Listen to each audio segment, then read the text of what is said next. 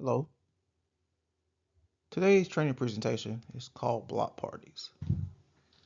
We've been invited to the party. Let's see how hype this party really is.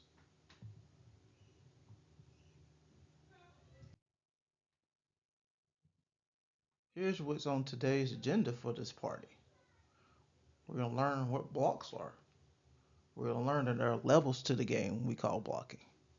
We're going to learn that there are rules to the game that we call blocking. We're going to actually break the wall down and see the complexities that goes into blocking. And then we're going to look at legal and illegal plays with regards to blocking action. So how are blocks defined by rule? So a block is basically the action of a player close to the net that deflects the ball coming from the opponent by reaching higher than the top of the net at the moment of contact. A block may involve wrist action provided that there is no prolonged contact. So a block attempt is actually the action of blocking without touching the ball. An attempt to block does not constitute a block. A completed block is when the ball is contacted by a blocker regardless of the resulting action of such contact, and only front row players are permitted to complete a block. A collective block is a block executed by more than one blocker in close proximity. It is completed when one of the players touches the ball. It is a blocking fault if a back row player or libero participates in a completed collective block. So basically, a collective block is if two or three front row players go up to attempt to block, and the volleyball contacts one of the blockers, and in a separate contacts one or more of the other blockers. All that action of all those separate contacts, if the ball is still within proximity of the net above the height of the net, as well as the blockers, are considered blocking action.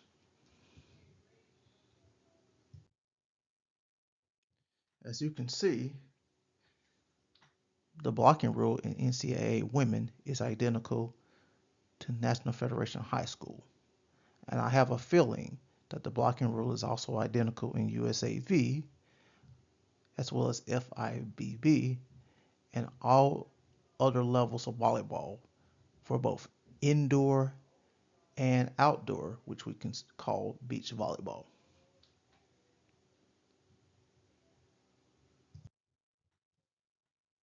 Here's where we can find blocks in our corresponding rule books. For National Federation High School for indoor is Rule 9-5, Article 1C. For NCAA women, it is 14.6. For all other levels, including NCAA women, both indoor and beach, by a mere happy coincidence, blocking can be found in Rule 14.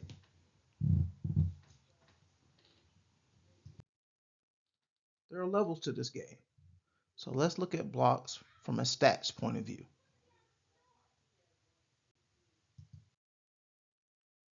In this play, you're going to see that the ball is contacted by Louisville, our team on the left. It remains on Louisville's side following the block or the touch of the block. From a stats perspective, this is called a block touch.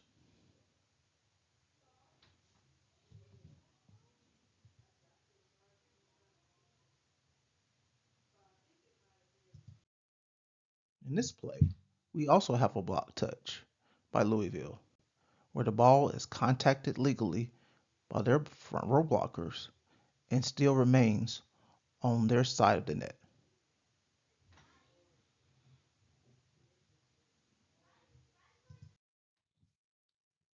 In this play, the contact of the volleyball by our front row blockers results in the ball being returned to Louisville's side of the net.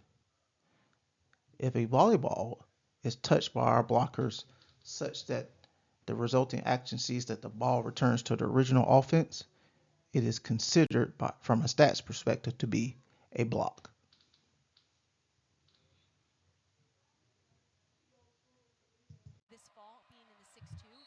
Like the previous play, we're going to see that the contact of the volleyball by our blockers for Louisville returns the ball back to Kentucky side of the net on 2 occasions.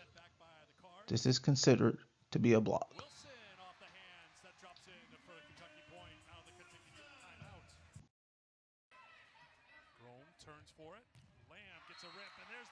And again, similar to the last play, we see that the contact of the volleyball bar, the blockers for Louisville, returns the ball to Kentucky side of the net. The difference is this block results in the end of the rally. However, it is still considered to be a block.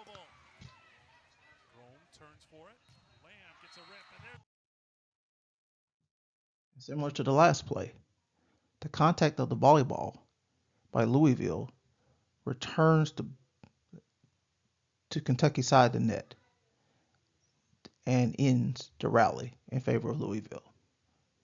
This is considered to be a block.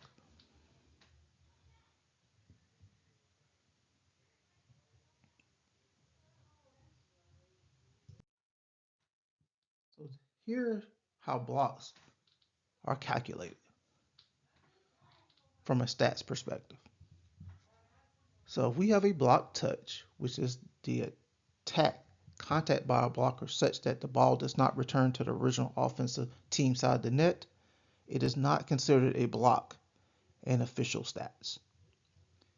If a block, which is returned to the offensive team side of the net, does not result in the end of the rally, then it is not considered a block from a stats perspective.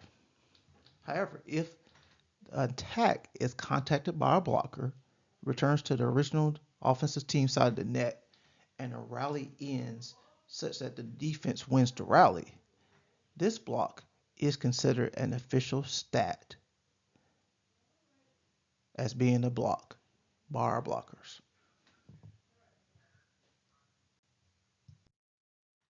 Rules to the game. What we can and cannot do as blockers.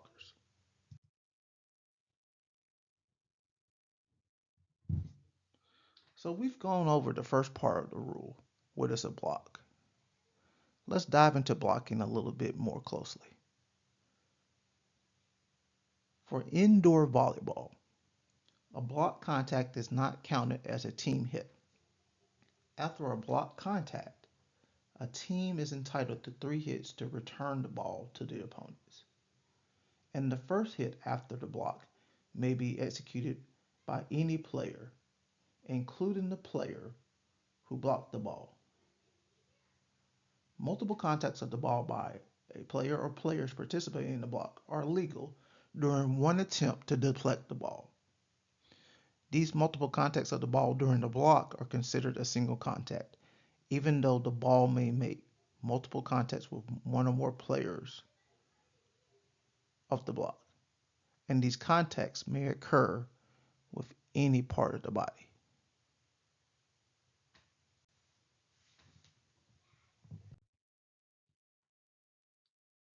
This is going to be now the meat and potatoes of blocking as far as what blockers can do and cannot do. These provisions are identical on every level of volleyball for both indoor volleyball and beach volleyball. In blocking, a player may place hands and arms beyond the net inside the antennas, provided that this action does not interfere with the opponent's play. Blockers may reach across the plane of the net outside the antenna, but may not contact the ball over the opponent's team area.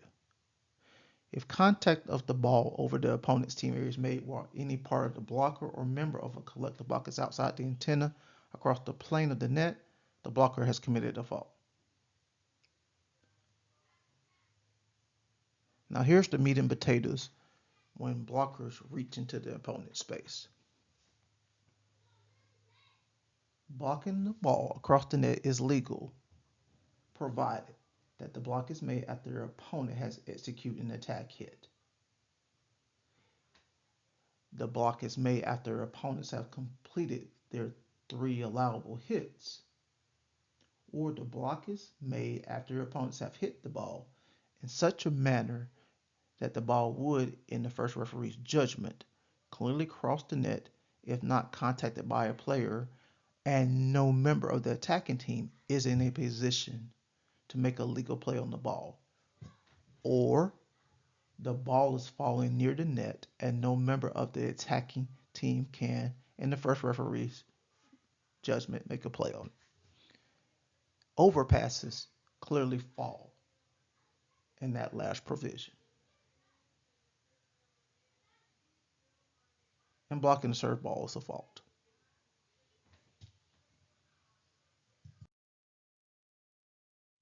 How many times can we contact the ball? Notice for indoor volleyball, as we have learned by rule, blocks do not count towards a team's allowable 3 hits.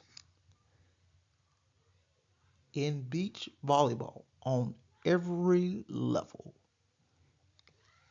a block is a team's first hit. Let me say that again.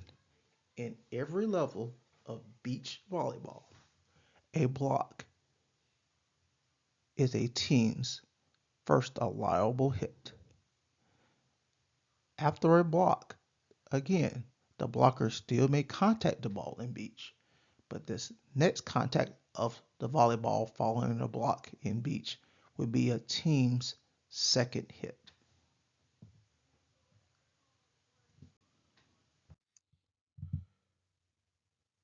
These screenshot of images are taken from the USAV Beach Volleyball Rulebook and the FIVB Beach Volleyball Rulebook respectively.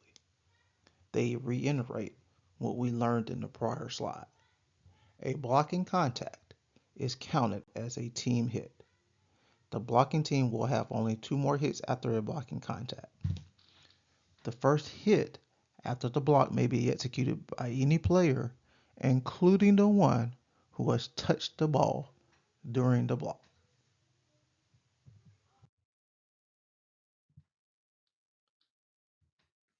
These are the rulebook locations that define everything we went over in this chapter, or what you can and cannot do. Other than NFHS, they are all identical and found within the blocking rule itself. In NFHS, you can find these in Rule 9.5 Articles 1 through 6 where blocking is located, but you can also find more provisions in Rule 9-6, which discusses net play.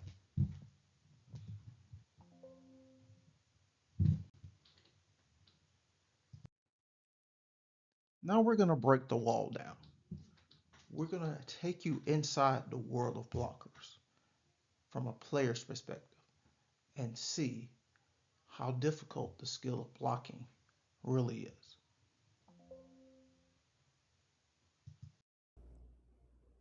Let's do an analysis of blocking and see how really difficult this skill is for volleyball players. Blockers have to make several decisions in the process of blocking action. So the first decision they have to make is our setter going to attack the ball, and do we have to be ready for a setter attack? And then if our setter is not going to attack the ball, then who? Now notice that our blockers perform shuffle steps in an attempt to get the position to prepare for this attack. And the ultimate decision for our blockers is, when do we start our blocking action? We want to be able to reach over to increase our chances of blocking the volleyball. Notice they're going to jump straight up and then extend their arms just over the net in attempt to increase their chances of blocking the volleyball. Because they were just a little late in their timing, they still were able to get a block touch.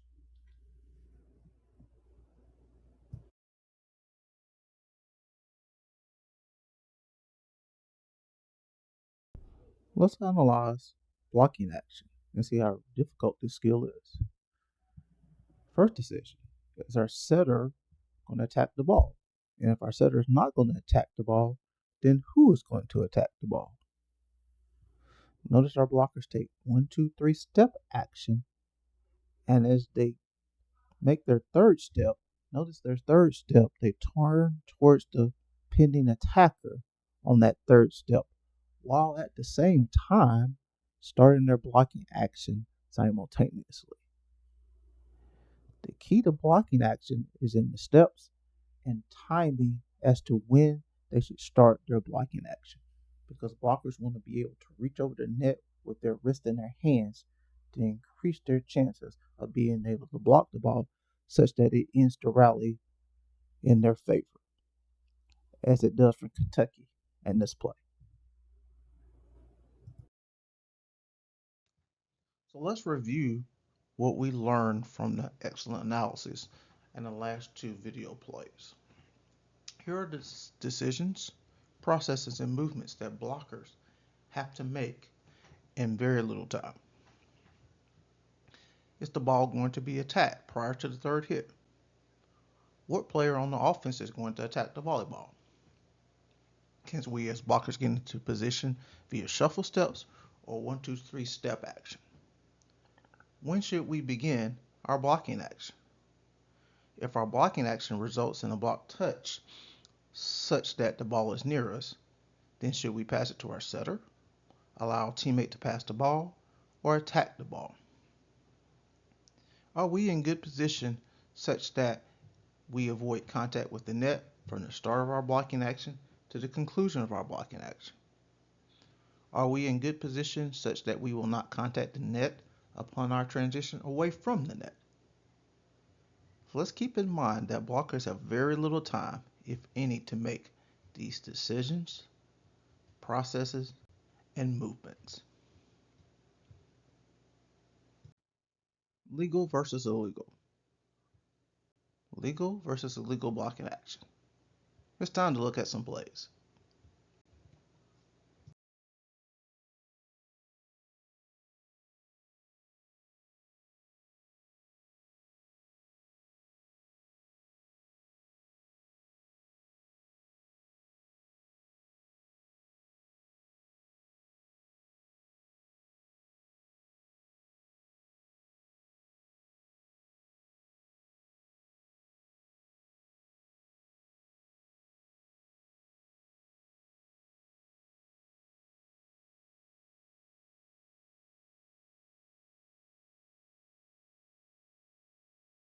In this play, all the blocking action and block contacts are legal.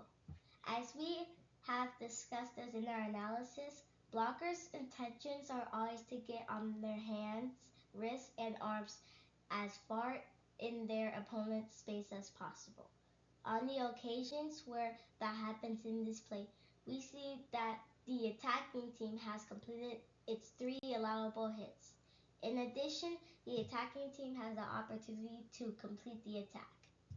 In this play, all the blocking action and block contacts are legal. As we have discussed as in our analysis, blockers' intentions are always to get on their hands, wrists, and arms as far in their opponent's space as possible. On the occasions where that happens in this play, we see that the attacking team has completed its 3 allowable hits. In addition, the attacking team has the opportunity to complete the attack.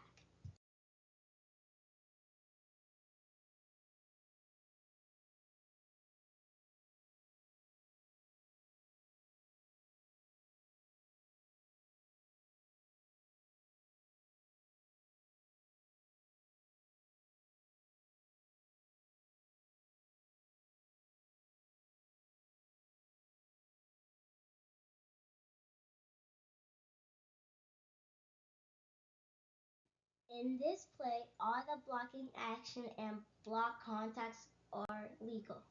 As we have discussed as in our analysis, blockers' intentions are always to get on their hands, wrists, and arms as far in their opponent's space as possible. On the occasions where that happens in this play, we see that the attacking team has completed its 3 allowable hits. In addition, the attacking team has the opportunity to complete the attack.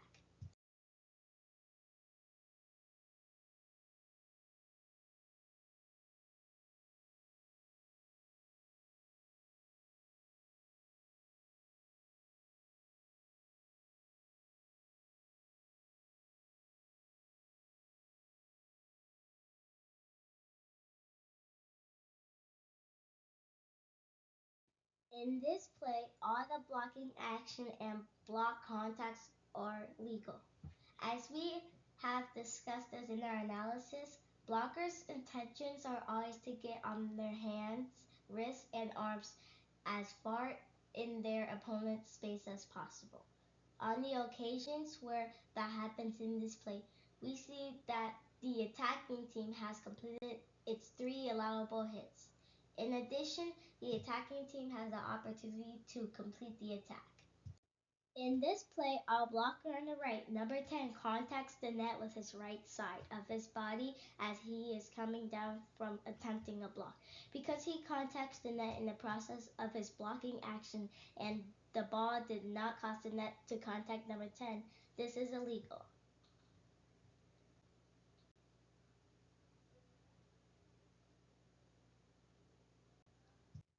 In this play, our blocker on the right, number 5, reaches into the opponent's space. The ball is still completely on the opponent's side of the net. Number 5 does not allow number 1 to make a play on the ball. Because of this, the contact by our blocker number 5 is illegal.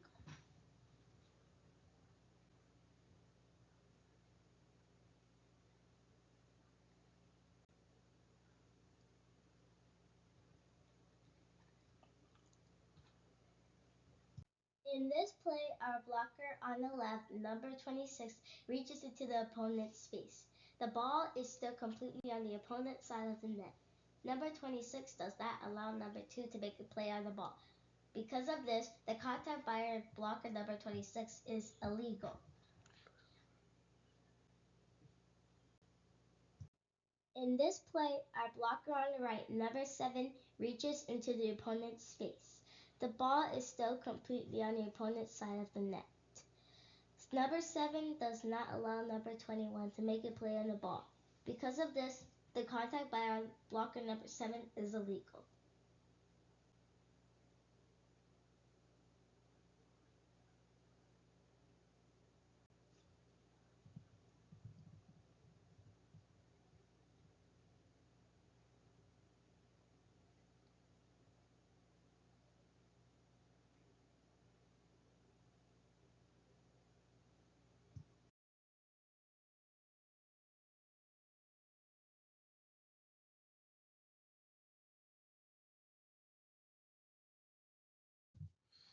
Thank you very much for spending some of your day with us. I want to thank my daughter, Maya Walker, who did an excellent analysis of legal versus illegal. She did an outstanding job on breaking down plays that help our analysis of blocking. If you need to reach me at any time regarding any information in this particular training presentation, my contact information is located on this slide. I would be remiss if I did not get a shout out to presentationgo.com for their use of this particular PowerPoint slides template.